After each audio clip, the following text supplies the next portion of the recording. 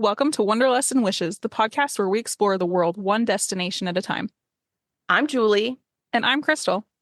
As travel agents with Fantastical Vacations, we are here to share our passion for travel and help you turn your wanderlust into reality. From hidden gems to bucket list adventures, join us as we dive into the sights, sounds, and stories of our favorite destinations. So grab your passport, pack your bags, and let's embark on this journey together.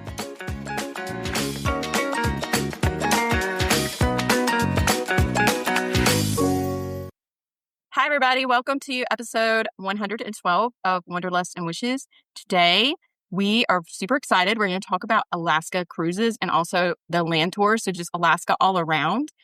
And we have on 3 guests that are our friends and travel agents. We have Stephanie Barr, we have Margie Reynolds, and we have Lindsay Young. We're going to give all their information at the end so you guys can follow them and catch up with them on all of their advice and travels. But let's jump into introductions. So we're going to have everybody say what their name is, which cruise line or lines you've traveled Alaska with, if you want to say the specific ship or itinerary, and then what month you traveled. So let's start with Stephanie. Hey guys, I'm Stephanie Barr, and I have been to Alaska twice.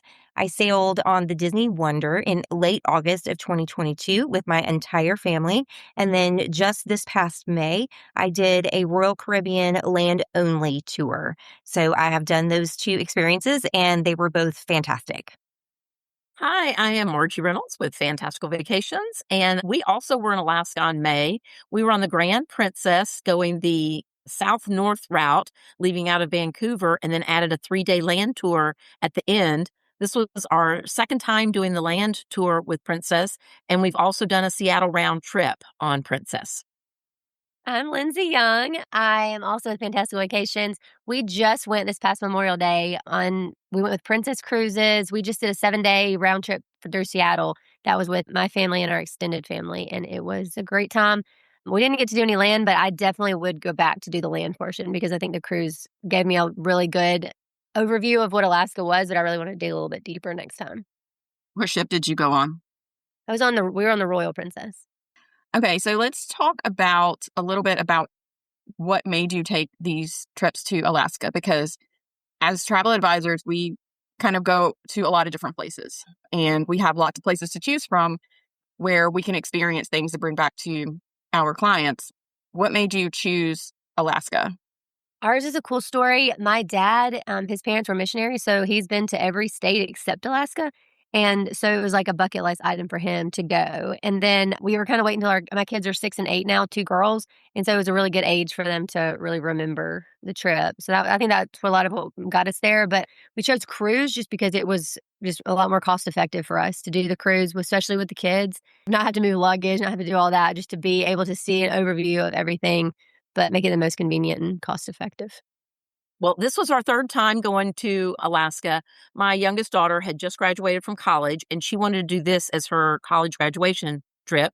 And so me and my husband got to go with 8 recent college graduates on this cruise. So it was a lot of fun. We kind of fell in love with Alaska when we took my mom and dad for their 65th wedding anniversary. And that's when we did the Seattle round trip. And my daughter just absolutely loved it. And she said she wanted to go again. So we went shortly after COVID and had a blast. And so she talked all of her friends into doing the same thing all over again. So that's why we went this time. That's so awesome. So we decided on Alaska. It actually wasn't our first choice. We had booked a cruise. I think it was like a very maritime cruise with Disney. And then COVID happened. And so then we rebooked a Caribbean cruise, and then they still weren't sailing. So we ended up having a lot of future cruise credits. And my sister-in-law went on the cruise as well. And I said, hey, you know what? We've always talked about Alaska. Why not just book it now? We've got these future cruise credits and we've talked about it. We have the time. And so that's kind of why we ended up picking Alaska for that particular sailing. And then, it just really worked out because my kids were, gosh, that's been a few years now. They were younger. I think Ben was 3. So he was my youngest. And then James and Henry were like 7 and 9 maybe. So it was it was just really fun for them to be able to experience that and that be their first cruise. How was it that was probably like one of the first cruises, or they had just started cruising again in 2022.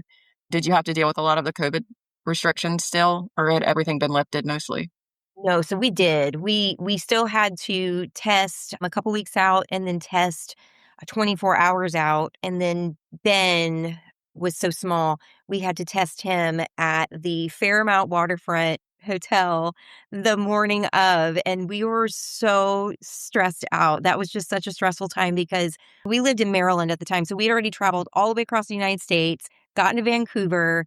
We were staying at the Pan Pacific, which sits right over the cruise terminals. It was like we were there. We were we were going on this cruise. We were just like, oh, hopefully everybody is fine. And we were, of course, everything worked out. But that was so stressful. So stressful. Oh, I can't imagine. Yeah, anybody traveling from the East Coast, it's like just the trip out there is a big thing, a big trip. So what about your most recent land tour? So that was presented to me through Royal Caribbean approached Fantastical Vacations and needed a couple agents to go. So Leslie, the owner, got with me in the latter part of January, I want to say. And of course, I was like, yes, that sounds amazing. I would love to do a land only portion. And it was made abundantly clear, like, you will not be sailing on this. It's just going to be land, which was fine for me because I had previously done the Inside Passage cruise with Disney. So I was going to gain a better perspective of when I offer my clients and book for my clients, the land portion, actually getting to be there and see it and do those excursions and do those activities and, be able to present that to him as not just something I've watched videos on, but I've actually been there. And it was so incredibly amazing. And I was so thrilled to be able to go. That's awesome. Okay, so let's talk about some of the things that maybe surprised you about it, because you're going to have expectations. And I know a couple of you already had been on Alaska cruises. So think through, even if you think back to a previous cruise, some of the things that maybe surprised you about going to Alaska. So some of the things would be like the weather, like your expectations of what the weather looks like, or the daylight time, that kind of thing. And like how much crowds did you see depending on the month that you went? Because there's certain months that obviously are more crowded than others. And just like the glacier viewing in general. I wasn't super surprised this time because this was our third time in Alaska, but we did it very differently. My daughter really wanted to see snow. So we went the second week of May. And that is when they first open up the itineraries for Alaska, because oftentimes it's very, very cold. And sometimes they can't even go on the inside passages because of the icebergs. They can't get through. So we wanted to go when it was cold, and we were kind of surprised at how mild the weather was this time. It was cold. It was in the 60s, every now and then touching the 70s, but it was sunny and it felt great. I mean, it wasn't a Caribbean cruise, but we kind of went looking for the weather. We were surprised last trip. We went in July, late July, and it was sunny and in the 80s. We were wearing t-shirts and shorts on a cruise to Alaska. It was pretty cool. But this time the weather was just absolutely perfect.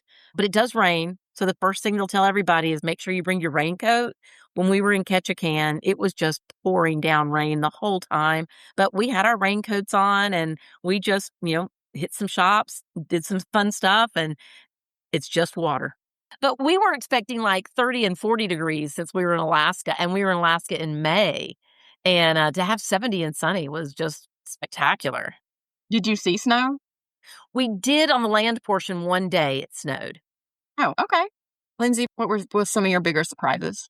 About the actual cruise, I was surprised that it was most like my parents were with us and they're in their mid 60s, and there was mostly older people. There were a few, there were probably 80 to 100 kids on the cruise, but there were not as many families as I thought there would be. To go to Alaska, which is this big destination, I feel like cruises are priced pretty well. So I thought it would be a lot more kids, but it wasn't a ton. And then the main thing for us was, I knew it was going to be gorgeous and breathtaking and indescribable because I've seen pictures, but I thought that I had seen it in pictures. I didn't realize how incredible it is. And I was even getting frustrated taking pictures because I was like, it's not even close. Like, it is so much more beautiful than it even depicts in a photo or a video. And we did a seaplane excursion. So we were just up on top of the glaciers and we were looking down at like snow that was thousands of feet deep and it was completely untouched. Like the only thing touching it was like a bird like pooping in there. And you know what I'm saying? Like there was nothing touching that snow. It was like crazy. It was just so crazy to see something so remote and so untouched that they're allowing us to go to and to see it and experience it, but we're not messing with it. And it's like, it wasn't like going back in time, but it was like just appreciating how gorgeous and how, like, appreciating what nature looks like when it's untouched. I think I just wasn't prepared, like, emotionally for how that would be. Yeah. It's like trying to take a picture of the Grand Canyon. Yes, it's Like, just, Yeah. it's Pictures just incredible. pictures just don't do it justice, and you take Not even pictures close. and you go, "Well, that's not what I saw, though." Yes. I'm like trying to send it to people. I'm like, this is it. But like, it's like Glacier Bay specifically. I was trying to take pictures of that. And I was like, you don't even, like, you're like, this is a frozen waterfall. I can't explain to you how amazing it is. It was really cool. Stephanie, what was your experience like? And if you want to talk about obviously the cruise part too, when you cruised a few years ago, and then also the land tour.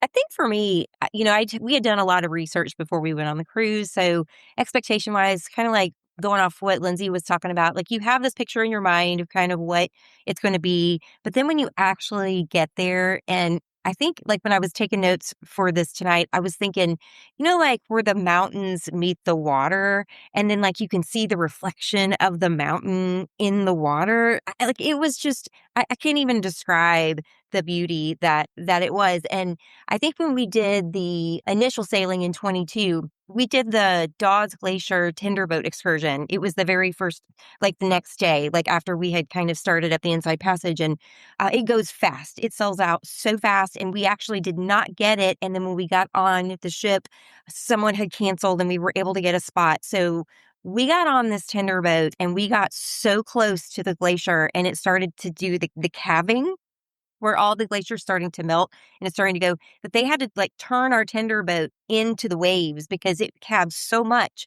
And the guy who was doing the instruction that day was like, wow, this is like the most I've seen this entire season. So, whether he was telling us that, I don't know, but I believed him because it was really incredible. And there was a lot of calving that was happening. So I think for me, like once you're actually there and you see it, you understand, you're like, not only is it beautiful in pictures and videos, of course, but like it is just unimaginable to see it with the naked eye. And same when I did the land tour, I did another glacier tour, a little bit different fashion. Like we went through some choppy open waters and to get to the glacier. So that was interesting. So, like Glacier Bay and Tracy Arm and all those places are great places because you're really surrounded and protected, I think, from some of that like more choppy water. So it's a really nice, serene environment to see the glaciers in.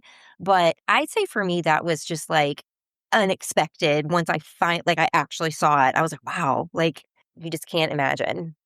How was you're saying that it was choppy. How did everybody fare okay? This was the Kenai Fords excursion. So we left out of port on boat that held maybe 100 people. So we get on it, and at first, we're feeling good. We're seeing some otters and some sea lions and all the things, and we're feeling good. And then he comes on, and our captain comes on and says, all right, guys, for the next half an hour, it's going to get rough. And boy, did it get rough. So, I mean, we were like, boom, like really like catching those waves up and down. And all of a sudden, I went numb head to toe. And I've never had this experience before. And the travel agent that went with me, at the same time, she was like, oh, I don't feel good. So we went to the very back of the tender boat, or the boat rather, and I just kind of planted my feet and pushed myself up against the back wall and just stared straight at the horizon and just felt my body go. She didn't fare as well. There was a lot of throwing up, and it was like so many people were sick. But once we got through it and we actually got to the glacier, of course, it was beautiful, and we had all kind of were feeling a little bit better. But then they served us lunch, and it was Mexican burritos, and no one ate that because you're just not going to eat that. So I went up and bought some goldfish crackers at the counter, I think, and like Sprite or ginger ale. I don't remember. But yeah, and then when we went back, because of course we have to go back through those waters to get back to port, it wasn't as bad when we went back the other direction. And they will tell you well before when you book this excursion and before you go on it, like make sure you have all the things that you're going to need. If you need the patches, if you need nausea medicine, if you need the bands, which those work well for me. make sure you have all of those things and be prepared for that because unfortunately, and you guys may know, it's like a car sickness. Once you have that feeling, you don't come back from it. So, No, it puts you out for a while. right. You're out of commission, and it kind of ruins like the whole experience because you're so sick and Right. you can't.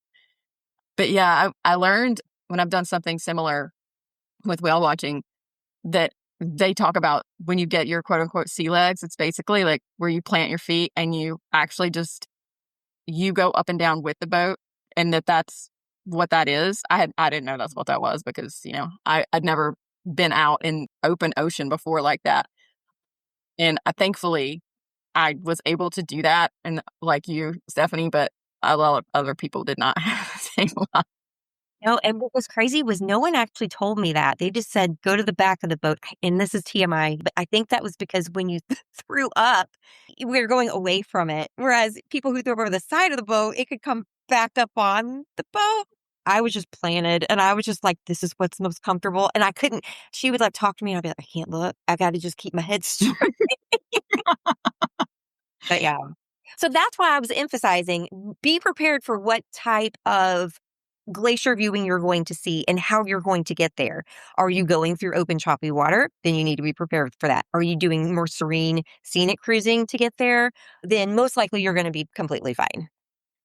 So this leads us into a great question about excursions. These are always questions we get all the time about which excursions we love more, which ones we'd recommend. So let's talk through a couple different ones. What was your favorite excursion that you've ever done in Alaska? Let's start with Margie. Well, I had seen some podcasts on this one excursion. And so when we were in Juneau, we went over to the Taku Lodge. And to get there, you take a seaplane, and we went over 5 different glaciers, and they were getting down very close to the glaciers. And like Lindsay was saying, these are beautiful. These are just these expansive areas of just white snow, and you could look in, there'd be little lakes inside the glacier, little bitty blue air pockets inside the glacier, just so pretty. And then we landed at the lodge, and as soon as we got off, we noticed 2 guys up about 50 feet from us near the lodge that had these big sticks. And the reason they had the big sticks is just there was a bear there that was watching them grill out salmon. So they were keeping the bear away from the salmon. And they made a point of telling us the bear is not domesticated. He does show up pretty much every day because he knows he can get a little bit of salmon. But don't mistake that for him being tame. He is a wild bear. Please stay away from him. He has learned that if he's kind of patient, he will get some leftover salmon drippings because they have an open grill outside. And so we got to kind of wander around kind of closer to the water, and we stayed away from the bear. But we went inside the lodge to eat, and the food was phenomenal. But when we went inside, we were sitting right in front of the window, and we were able to watch this bear. As soon as they left, they brought the salmon inside. He ran over to the grill, jumped up on top of the grill, and I've got a picture, and there are flames coming up off the grill, and he's just got his hand down there, and he is eating salmon out of the ashes in the grill and just having him a good old time. And then he just wandered away after he'd had his fill, and we got to walk around and see some of the area there, but you can only get to that lodge by seaplane. So it was super cool, beautiful getting there, coming back, good food, and then we got to see a bear. So that was really cool. And then we did one other one in Skagway. We did a scenic boat float. So it wasn't whitewater rafting, but you were in a raft like if you were doing whitewater rafting. But we had a guide, and she was just doing most of the work. Luckily for us, we just got to sit there and enjoy the view. And it was gorgeous. You got these huge trees and mountains behind you, and you're just peacefully going down this river. And that was another really, really cool excursion. I had two. Like I talked about earlier, the seaplane. It was a lot like Margie was saying. I guess it's a different way to experience a glacier because you're seeing them from the water, which is already so cool. But to see them from above, there's just like what Margie was saying. There's so many hidden waterfalls and little pockets and untouched snow. And they were explaining to us the difference. Some of the snow looks dirty, but it's actually these like rock formations. Just being able to see that, I think, is really important, whether you do a helicopter or seaplane. And we had headphones on, so it wasn't loud. Like you didn't really hear how loud it was. It was a really smooth ride. It was a smooth landing and takeoff. And they were giving us commentary of what we were seeing. And then the pilot was telling us, he was popping in to say different things about the day or the morning. But my dad also got to sit in the like cockpit with him because, it was kind of a big trip for him.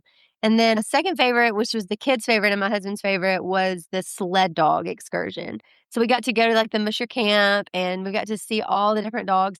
And you think they're all going to be like huskies, but they're not. Like they're all different breeds. It's just depending on their obedience training, their form. How a lot of them are small, and they're just like they're almost like skin and bones, but like it's because they're so strong. It's like they're perfectly fed and perfectly trained and just perfectly well kept. And we got to even see little puppies. Some were like 10 days old, and they were just showing us like the ones that they were going to start training or that they were just taking care of there. And it was just really cool to see the environment that they're in and how happy they all are. They all have their own, there's like 100 dogs and they all have their own little area and their own little house with their names on them and their little bowls. And it's just really cute. And when we started to do the sledding, the dogs knew, like they knew they were going to get chosen. They were going to get strapped in. They were going to get to go. And they were just so excited. Like all the dogs were like, pick me, pick me, pick me. But just so happy. And then the ones that did, like, they were so excited. They were shaking it with excitement. And they were like strapping them in. And it was like they were looking at each other, like forming this little team ready to go. And it's like the front ones, they are the ones that are like the strongest. And the middle ones are the ones that are most controlled because they have to control the way that the sled goes. It was just really neat to learn all about the sled dogs. It's not just about like the Iditarod races. It's about the way they're taken care of and the way that they perform. And it's like they're born to do it and they love it. I love an animal experience when like the animals are so well taken care of and they're so in it. So I think it was really, especially for the kids to get to play with the dogs and pet them and play the little puppies and just see the whole thing was really cool. Yeah, we love the sled dogs. We did that on our last one, and they were just so much fun. So cool. Playing with the puppies. I know. So I think one of the ones that we enjoyed was the White Pass Rail in Skagway. Since we had the kids with us, we did the shorter version where it's like an hour and a half loop. You go up and you come back basically. They do have a longer version that takes you, if I'm not mistaken, right up to Canada, or I mean, you're like right there on the Alaska-Canada line.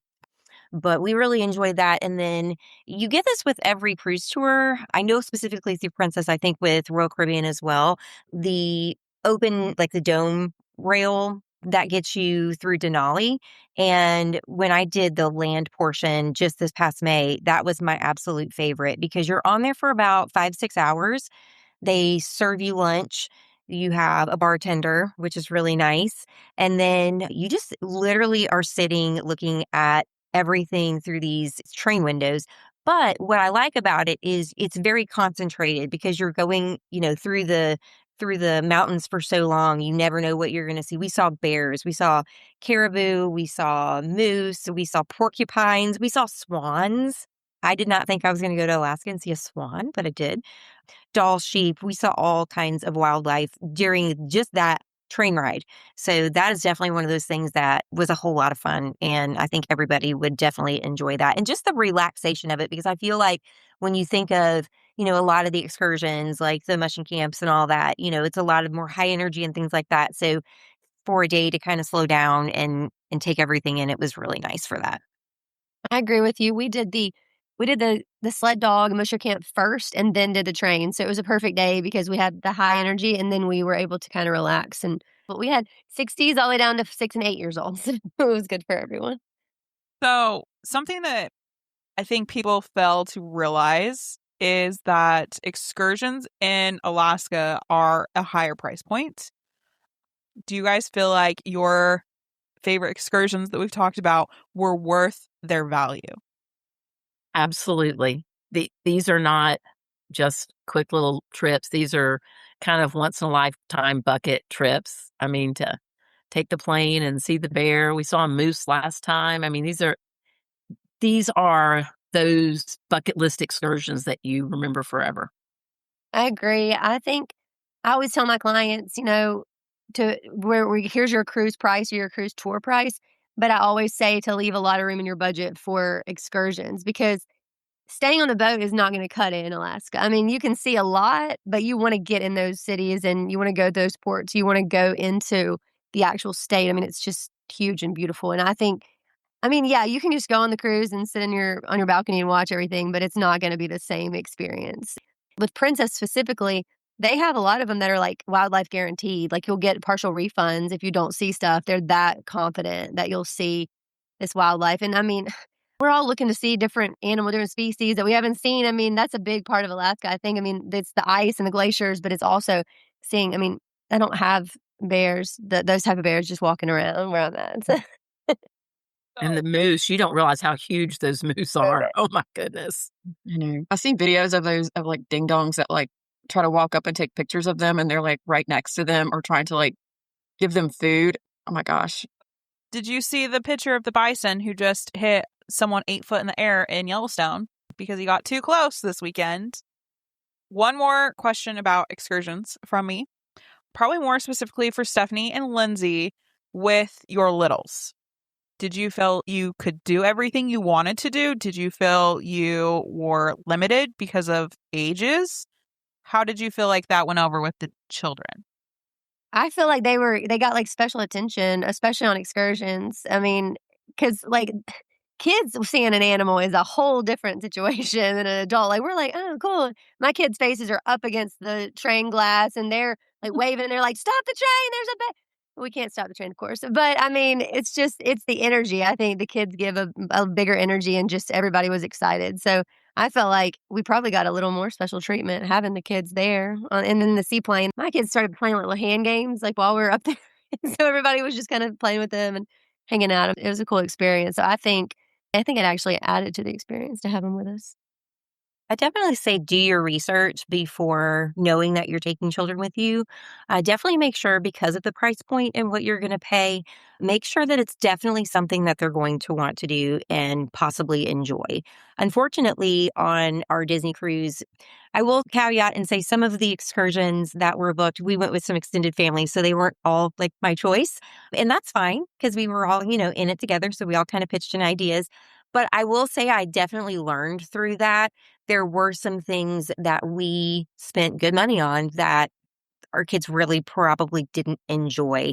And funnily enough, some of the things that were less expensive, they enjoyed more. So I definitely say when you're preparing for a big trip like this, and yes, it is an expense, make sure, and if that means you watch some YouTube videos or you talk to your travel agent or friends who may have gone, make sure, because it is an investment, that is something that you're willing to pay. And I always tell people too, when you're looking at the total price, like we were talking about earlier, if you're looking at the total price, and, I book a lot of mainly Princess to Alaska, but I have had some people come to me and they're like, oh, we really want to spend more money when we're there versus like the vessel of getting there. And I'm like, I totally understand that.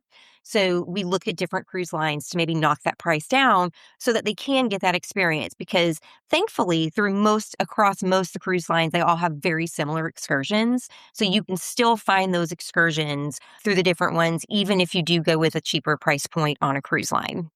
We went with my 9-month-old granddaughter on not the last one, but the one before that. And we went on a whale watching trip. And we had so much fun watching her. We saw some wildlife over on the edge that the captain pointed out, but this was a much smaller boat, and she had so much fun. And just like when you go to Disney, people go, oh, I'm gonna wait till my kid's older so they'll remember it. She loves going through our photo albums and going, that's me. We saw a whale. And she remembers seeing a whale when she was on that ship. And she was only 9 months old. I don't know that she remembers it, but she sees the pictures and she thinks she remembers it, and that's good enough. A lot of times it is the pictures and they remember that forms a memory for them. Yeah. I was going to say to Stephanie how it's kind of similar when you go on a large trip, whether it's like all inclusive or to Disney or to Universal or wherever, and you have all these extra things added in and the kids just want to swim in the pool. And you've like spent all this money and they're just like, can we just hang out at the pool? That's free. I'm like, okay, sure. Yeah. Definitely know your kids. Definitely know their likes, not to likes. Know, what's their point of, okay, we've done enough. Because I think at one point we had totem pole making, Native American, like we learned the culture. We did like necklace making. And that was just a few things. And it was a lot in one day. And I thought to myself, goodness, like what were we thinking? This is just too much. So, definitely, sometimes less is more.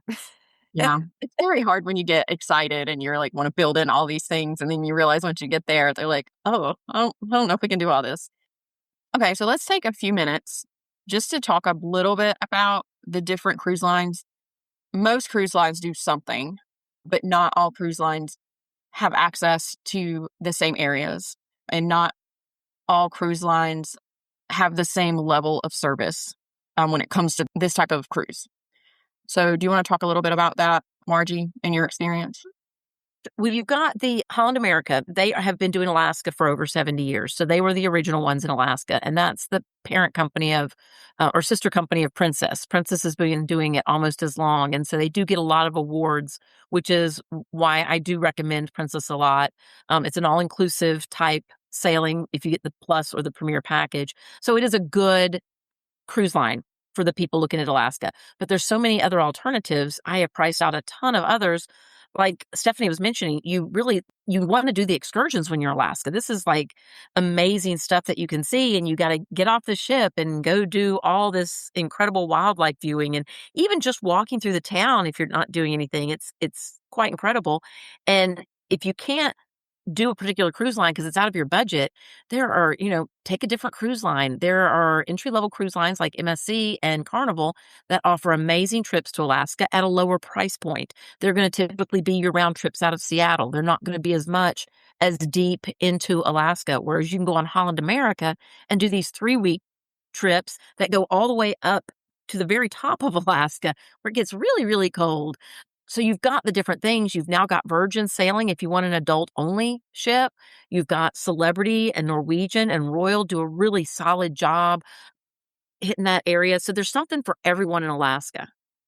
Do you have anything to add to that, Stephanie, like your experience with booking the different cruise lines? A little bit. The only thing I've really come across other than price point might be people who prefer to maybe see Glacier Bay versus not seeing Glacier Bay.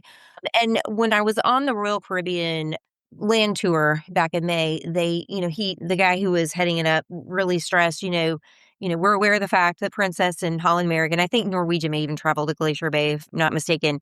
Even though Royal doesn't go there, there are still ways to see glaciers through these other cruise lines. So don't let that, maybe higher price point with the ones that exclusively go to Glacier Bay be your deciding factor. I actually just ran into that. I canceled a Princess for someone because at the end of the day, they were like, we're going to still see glaciers through these other cruise lines and they're a lower price point potentially. So we're going to go a different route. And we rebooked and it was fine. So, just if you do see those glaciers with Royal Caribbean, just make sure you've got your Dramamine and your Z-Band.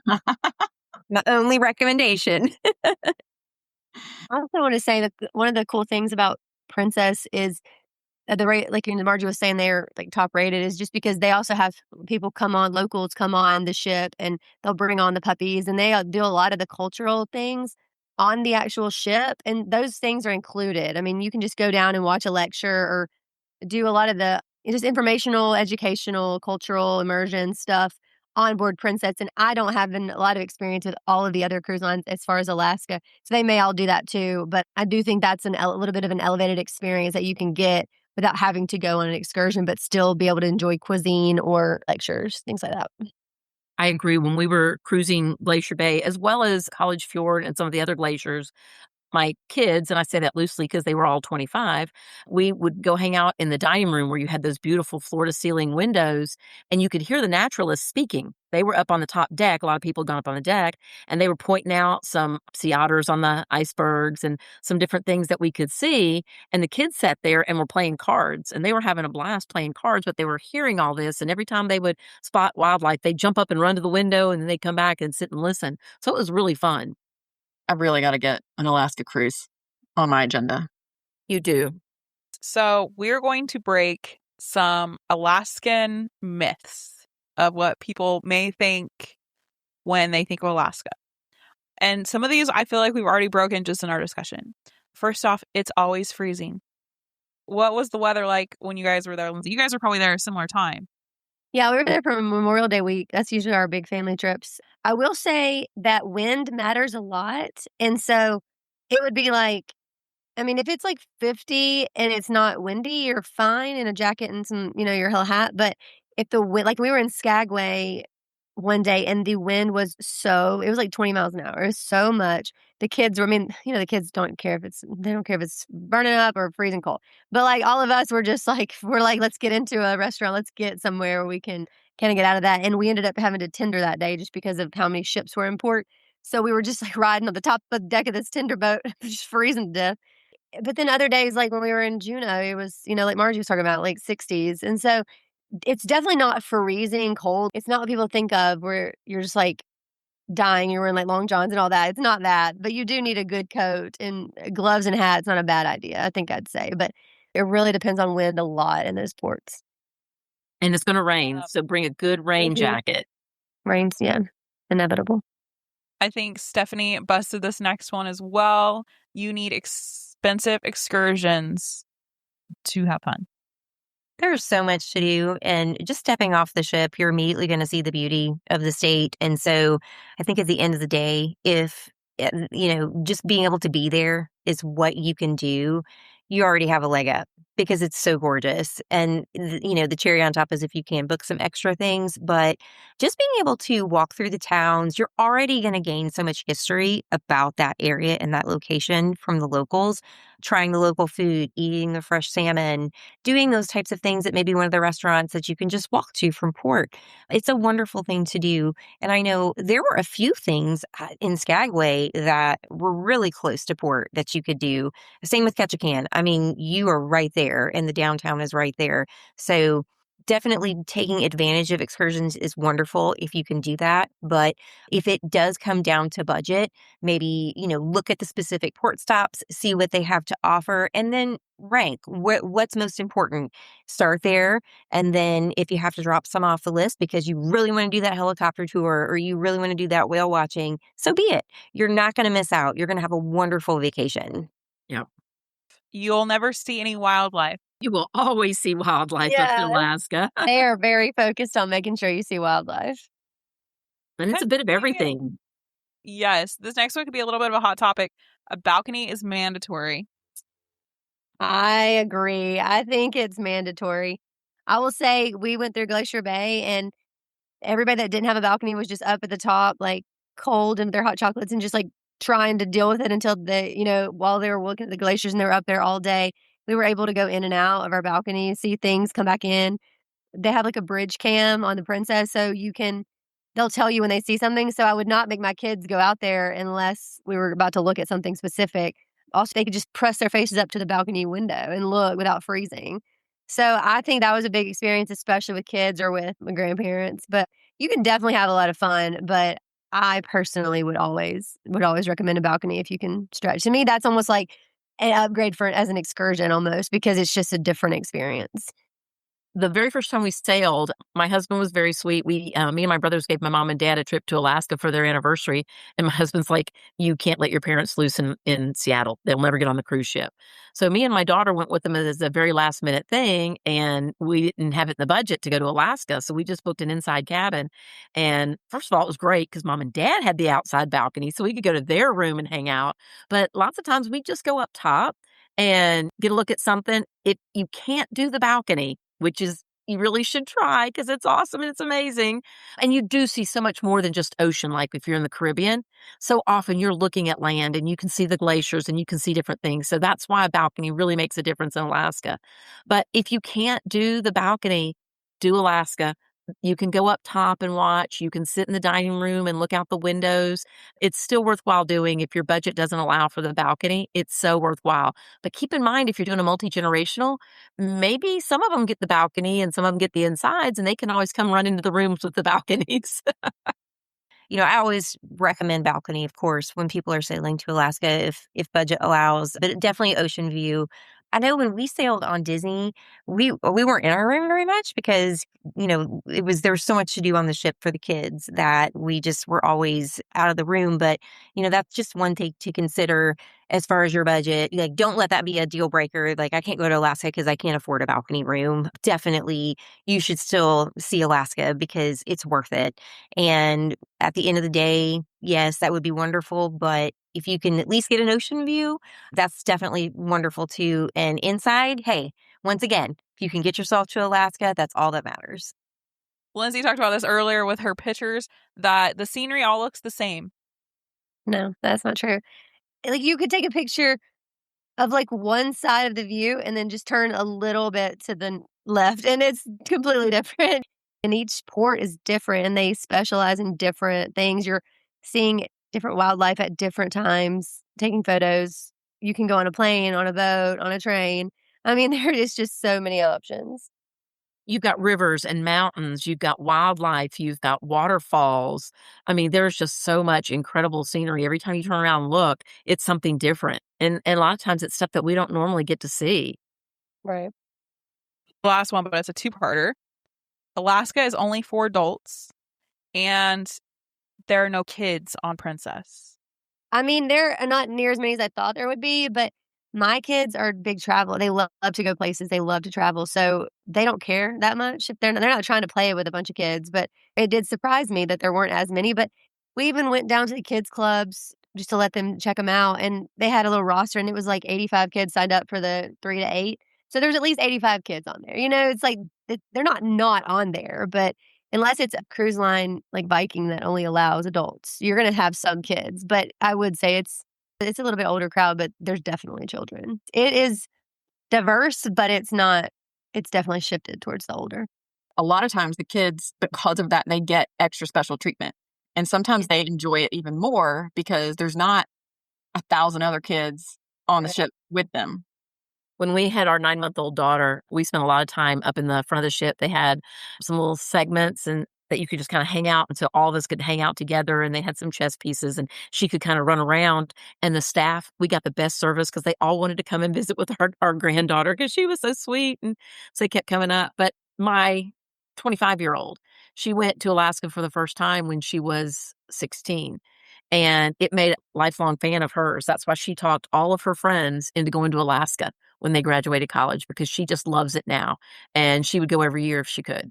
And when you start that out with young kids, they realize the beauty of Alaska and it's the final frontier. It's really cool. If you were able to do anything differently, looking back on your trip, is there anything that you would change, anything that you would do differently that you feel like would maybe improve your trip? We just did the cruise part. We wanted to do the cruise tour because we wanted to do land a little bit too, but we couldn't line it up. We needed to go on Memorial Day week because my brother's a basketball coach and it just has to work out for that week. But I think that I would do that. If I could make it work. I think Princess especially is really, the pricing is pretty good on the cruise tour even versus the 7 days. So I definitely think that's something we would have done differently is add that 3-day land. I think that would have just been the cherry on top. I completely agree. Since we've done the 3-day land, now we want to do the 5 or 6-day land. It's really cool. I mean, maybe get that balcony room. Overall, I was extremely thankful, of course, and the fact that we got to go. But I think hindsight, now that I've done that particular cruise, I would have enjoyed a balcony if budget had allowed. So I think that's why I recommend that to clients now, because kind of like Lindsay was saying, it is a lot less crowded. Like when you're trying to Convenient. Yep. right, more convenient. Thank you. When you're trying to, see a particular mountain range or glacier or things like that. So, but I mean, overall, we had a wonderful time. I'm telling you, Disney was great.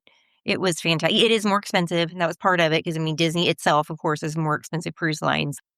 Don't forget binoculars. Bring your own. On this land portion only that I did, man, those things were glued to my head when we were going up to see Mount McKinley in Denali, which, by the way, that's not a guarantee that you're ever going to see. So I would definitely paint that picture to clients. Like, you may or may not see the tip of the mountain because there's so much clouds, but you're going to see so many different animals and wildlife that you definitely are not going to be sorry that you brought them.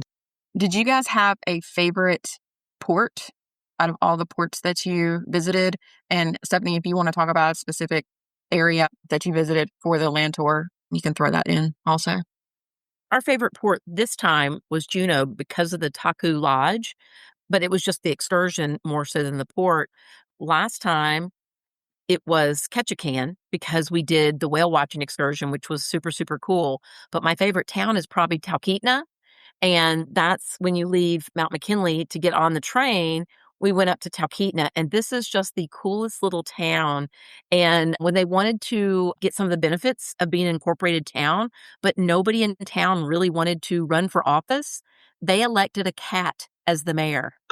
And they Okay. recently had a very big shakeup in the election. The mayor had passed away and was succeeded by I think it was his daughter that became the cat mayor. And then in the last election, a dog took over and is now the mayor of Talkeetna. And when my daughter was in town, now the mayor had quit accepting visitors by the time we got there, but my daughter got to go meet the mayor. He was greeting the people that were coming to his town. He was hanging out at the local pizza shop Yep. and greeting people that were coming into his town. I saw him too. We dined next door, but he was at the pizza place next door. So So cute. So Alaska's got so much history and so much fun little stuff. You get very unique stories and histories at all the different towns and stuff. It's just such a fun place to visit. And we haven't talked a lot about this, so I want to throw this in before we wrap up. Do you guys have a favorite meal or a favorite place that you maybe at an excursion or at one of the towns that, a restaurant that you visited? My favorite was in Skagway. You can walk right when you get off the ship. It's the Skagway Fish Company, and it was fabulous. I mean, it's not like healthy at all. It's just like fried shrimp and fried food and crab dip and shrimp this but I mean, it was fantastic, and they really do a good job of getting people in and out, but not making you feel rushed. And the hostess was super fun. We waited about 20 minutes for a party of 7. We're always available to wait because we have 7. But that food was great. The atmosphere was great. People were great. And it was, you just walk right off the ship and eat there. It was not a big deal. So I thought that was a really cool experience. When we were in Ketchikan, we did the lumberjack show. And what was included with the lumberjack show was the crab feast. That was the best food. Oh my goodness. And they just kept bringing you more. And it was fresh crab. It was warm. It was big chunks of crab in the thing. The lumberjack show was really fun. But the crab feast was the crowning jewel on that excursion. We thoroughly enjoyed that. On the Princess ship, we had actually stayed in a mini suite. And so we had access to the reserve restaurant, and the service was top notch. We had a special menu, and they had us seated right in front of the window so we could watch as we were taking off. And so that made that dining experience just way over the top incredible. But of course, I sound like a broken record. I keep bringing Taku Lodge, that salmon, and they had homemade ginger snaps and fresh homemade biscuits. And then you're watching a bear the whole time you're eating. It was so cool. yeah, I enjoyed on the Alaska Railroad open dome rail. They provided lunch for us, and I had a halibut burger. It was really good. It was kind of like the consistency of like a crab cake or a salmon cake. And then the salmon, I had some salmon in Talkeetna that was really good too. But that halibut burger, man, it was really good. And when you're on, a train, you're like, is the food going to be good? But it was excellent. Definitely good. It was definitely better than the Mexican burritos that were offered on the Kenai Fjords tour. I feel like they should read the room with that kind of thing. Like, why would you offer anything No. heavy like that on an open water, knowing it's probably going to be rough? Why would you, at that point, you need to be giving people crackers and ginger ale and not burritos. I know. As soon as they sat everyone's little picnic basket, those little plastic plates where anyway, they sat all those in front of us, and the waft of we were just like, oh no, we can't eat this. I was like, what else do you have to offer? Well, we've got some green salad. And I was like, no. I was like, we don't want that either. And I was thinking maybe bland turkey sandwich. But yeah, not a Mexican burrito. I did not. I opened it and took a whip and said, nope, and put it back. Oh, I can't even imagine. Can't even imagine. Before we kind of wrap up, is there anything that we haven't covered that you feel like is extremely important that our listeners need to know about an Alaska cruise? They need to do it. There is a cruise line and an itinerary for everybody. Go do it. It's so worthwhile. And you can book out Alaska pretty far in advance. And that's another thing to note is Alaska sells out very quickly. Balcony rooms, suites, they go first. If you are even inkling of contemplating that you are going to go and you definitely have a specific room style that you want, but it's a little bit pricier, look a year out and see what is bookable. But yeah, it is definitely one of those places you want to find a way to get there, like Margie said.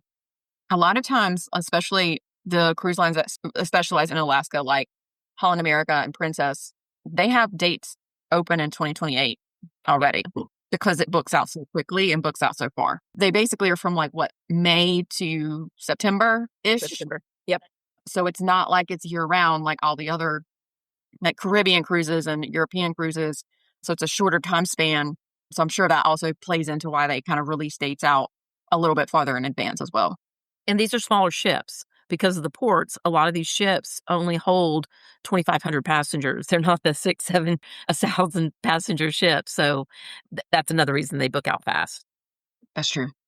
I think it's also important to remember that it's not your typical cruise. So, like, when I think of cruising, especially if it's somewhere warm, I think about swimming on the boat and taking my bathing suit and all that. Like, that's not actually. I will say, just as a disclaimer, my two crazy kids did get in the pool one time when it was like 60, and they would just go like pool, hot tub, and there were a few kids doing that, but the adults were just sitting there in blankets waiting for them to be over it. So I would say, like, just kind of prepare yourself. The pools on these older, smaller ships, some of them are newer, but on these smaller ships are not going to be the highlight. So just because you look at the ship and the pools doesn't seem that great, like, you don't care about that. But it's also kind of cool because people aren't just like crowding all the decks all the time with all the pools. So I just think, you bring a bathing suit, sure, if you want to grab the hot tub time, but that is not a big part of it like it is for a lot of cruising. But you'll still eat the soft serve ice cream no matter what. Yeah, and the gelato. And luckily, the ice cream is right next to the coffee shop, so you can have your nice warm coffee with your ice cream cone. Another thing we didn't cover, but I think would be important, is just to talk about the different ways with different ports, the different places to go to get to on a cruise ship to Alaska. So we did round trip Seattle just because I do have two little kids. So they wanted to go to Seattle for a couple of days and see like the Space Needle. We made a 2-day thing out of that. We added rooms with Princess. They just booked them for us, and then their transfers were included. So that was nice to just be able to have that add-on where they would just pick us up from the airport, take us to a hotel to the port, and then, of course, after the port, we would go back to the airport. But I think, like, there's a lot of different ways to do it. If you don't have a passport, that's a big deal. So if you don't want to fly to Vancouver if you don't have a passport. But we of course use passports anyway just because we're seasoned cruisers. But it is an option. That does make it a little bit different. We sailed out of Vancouver, which we really enjoyed. So we did the same thing that Lindsay was talking about when they did Seattle. We took a couple of days ahead of time just to see the city. Vancouver everyone was so kind and so friendly. That was one thing that we noticed when we arrived there. And we stayed at the Pan Pacific, which sits on top of the cruise terminal, which is at Canada Place there in Vancouver. And one really cool thing about the city is it has all these like underground like walkways and tunnels for you to like get around the city, so you don't have to be in the elements, I assume, when it's like the thick of winter. So we found that was really cool. So we could literally walk out of our hotel and go down some stairs, and we're underground, and you can go to like H&M, and you could go to all these restaurants and things that was kind of different. We had never seen anything like that before. But yeah, we really enjoyed Vancouver, and everything was very walkable. We walked to restaurants, we walked to stores, so it was definitely a great place to stay. And I do encourage clients when I am booking them to book a pre-stay with the cruise company if possible, or if not, just finding a hotel that is a really close distance to the cruise terminal. And we did the South-North trip where, first of all, you have to have a passport because you are not doing a closed loop sailing. So you had to have a passport, but we cruised out of Vancouver and went all the way up to Anchorage and then did the 3 days on land. And we did not do much ahead of time. I always tell people, always get there the night before. We did get there the night before, but we just had dinner and got a good night's sleep, so we were ready to go. On our trip in 2022, we were also leaving out of Vancouver. My son took a late flight and was supposed to get there. The flight was delayed. They got to Seattle very, very late, missed the connecting flight to Vancouver, spent the night in the airport with a 9-month-old, and barely made it to Vancouver in time to get on the cruise ship. So I do think Stephanie's got the right idea. Come in 2 days early, a lot calmer, a lot easier. But so we did the Vancouver all the way up to Anchorage and then the land portion. So 3 different routes right there, just going to Alaska. Oh my gosh, that stresses me out. Thinking about like barely making it. And sleeping in an airport with a 9-month-old, that's a lot of fun too. Oh my gosh, I can't imagine. I can't imagine. And, I mean, we still have people that, as much as we recommend it, they want to come in that morning. You're like, this is so stressful. Why are you doing this to me? Like, you're more worried about it than they are. That is so true. Oh my gosh. Oh my gosh. I'm excited that John has given me the green light to book Princess in 28. So I've been looking. We have a big anniversary that year. So it's just kind of funny to like, everybody kind of had it's usually a celebration that they're going for or like a bucket list or something. So we're just jumping right on in with that. So this makes me so excited. I need to go get it booked before he changes his mind so I can say we're locked in. Absolutely. Get that deposit down. Oh, honey, we'd lose money if we didn't go now. Yeah. I know. It'll all be sold out. It's so much less expensive when you book it out that far. Yeah, it really makes a difference if you book it out that far. Thank you all for taking time out of your day. We love chatting with you all. Let's go around and just tell everybody where they can find you, where they can follow along. Lindsay. I know your listeners already know me a little bit, but I am Lindsay Young. It is Fantastical Vacations by Lindsay on Facebook, and then Castles and Coastlines Travel on Instagram. And then I have a website as well. That's castlesandcoastlinestravel.com. Miss Margie. I am Margie Reynolds with Fantastical Vacations. And on Facebook, I actually have the business with my daughter. So it's Fantastical Vacations with Jessica and Margie. We are on Instagram and at All for Fun Travel. And we have a website also at All for Fun Travel. And I am Stephanie Barr with Fantastical Vacations, and you can find me on Facebook at Fantastical Vacations by Stephanie Barr. My Instagram is Raising the Bar Travel, and I am on TikTok as Stephanie Travels. Thank you so, so much, all of you, for being on. We love having our travel agent friends. They're truly our tribe, and we lean on each other for pretty much everything day to day. So we love having you all on. We appreciate it so much. Our listeners, if you have any questions whatsoever about an Alaska cruise or Alaska cruise tour, please reach out to us at Wanderlust Wishes podcast. We would love to hear from you. Also, if there's something that we didn't cover, this was a lot to cover. So I'm sure there's probably something that we could have gone into more detail about. But if there's something you want to just drop a comment and let us know, we would love to hear your feedback. And we'll make sure to include it as a addition or a comment on one of our next episodes. Thank you all for listening this week. We appreciate you so much.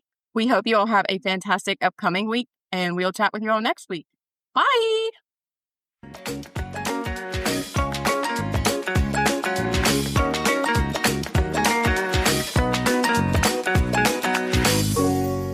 Thanks for tuning in to another episode of Wanderlust and Wishes.